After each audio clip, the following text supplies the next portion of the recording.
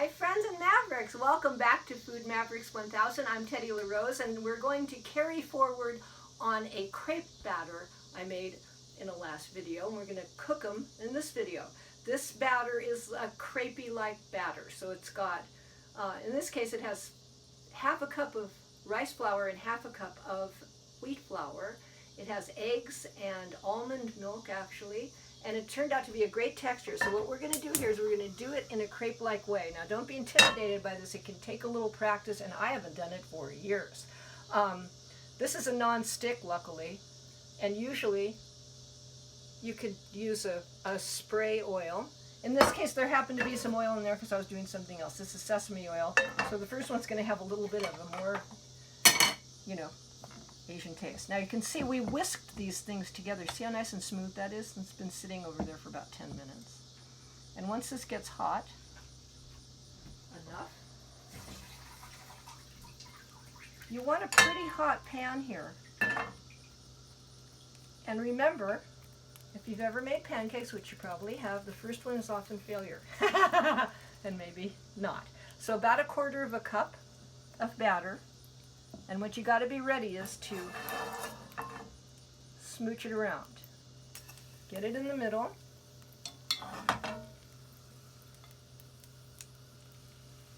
Non-stick is fabulous for this.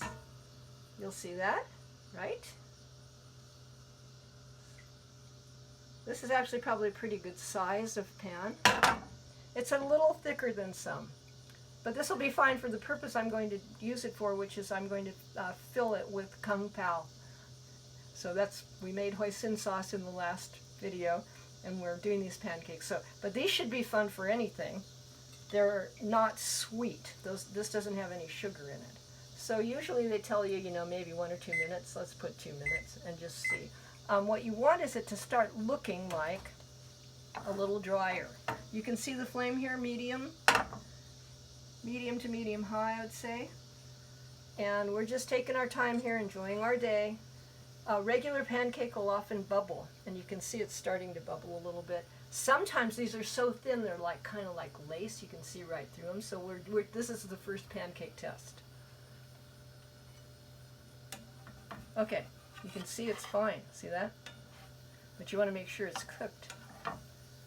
And so when it starts to look dry, we'll try it. You'll see. It's been probably about a minute. Not cooked enough. Say that. You want it to be browner than that. So now this is the second side. So usually just leave it at the first side for a minute or two. And you might like to turn your timer on if you're using it. It's actually working. Okay. It's smelling pretty good. So, my mom she just loved crepes, and so I got to watch this process a lot when I was younger.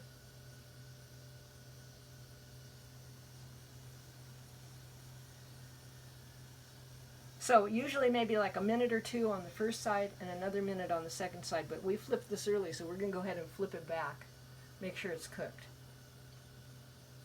And also the texture. See, because of the thickness of it, we'll see how stretchy or not it is. I've never worked with rice flour for these. I've only worked with, just conventional. This has got a nice wheat flour in here too.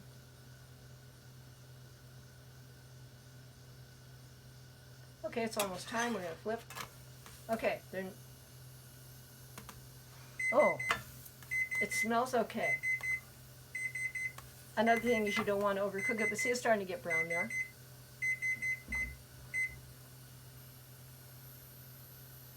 Okay, so we don't need to watch this all day. In a minute, we'll take it out, then we'll try the next one, see how we did. Hi, guys.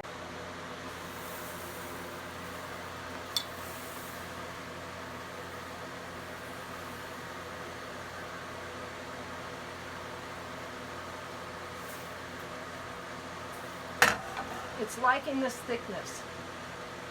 So, I put a little less in, but it didn't want to travel as much. So yeah, every batter will be a little bit different. So, I mean, not having used rice before. Now, this is actually looking pretty good. This is the first one. It's flexible enough to still be fun. At least when it's hot, not cracking. Often crepes are a little thinner than this. But as I said, we're not doing the classic roll-up crepe, though it probably would work. So, again, now that I've done one, what I'm going to do is make sure it starts to look like it's bubbling up. Like a classic pancake, see those bubbles? But give it enough time to do that kind of cooking. Now, another thing one can do, if one wants to, is add a little more liquid, and that could be the trick here into making a thinner batter. So the next one, we'll figure we add a little more liquid. We'll do that right now while we're waiting. So this had a whole cup of almond milk in here, which is quite a bit really. And I'm going to go ahead and put a couple more tablespoons. This is a 1/4 cup measure.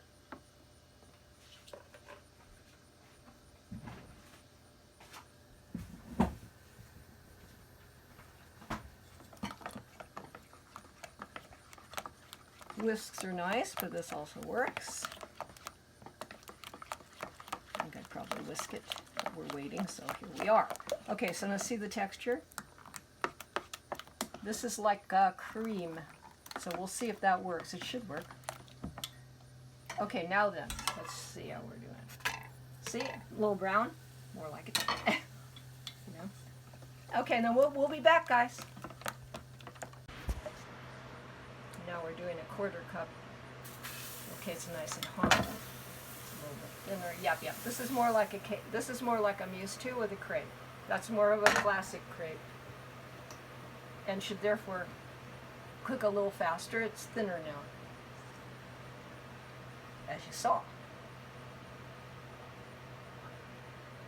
So, it's good. We'll come back when it looks right and then show it to you then. And this, I'm glad it's almond milk because it's a good use of an Asian taste. You know? Mm-hmm. And it has eggs too. Eggs in it. Oh yeah. Okay, guys, see? We flipped out after about a minute. The edges were starting to look like they were ready. And you can see it's slightly browned. And you can see that kind of like where we poured it. That's exactly what my crepes were supposed to look like, texture-wise. So that particular recipe, which we'll be putting all these recipes up on our course. I mean, all the ingredients lists and stuff. So if you're interested in getting right down in here and cooking too, we got that going. All right, let's see how it looks. Pretty good. That looks pretty good. Let's do another one before we go home. Again, this is the fun part. See? You know, pretty much about as thin as you can make it. Oh, I like it. Okay, guys. Thanks for coming by. We'll show you what we filled it with later.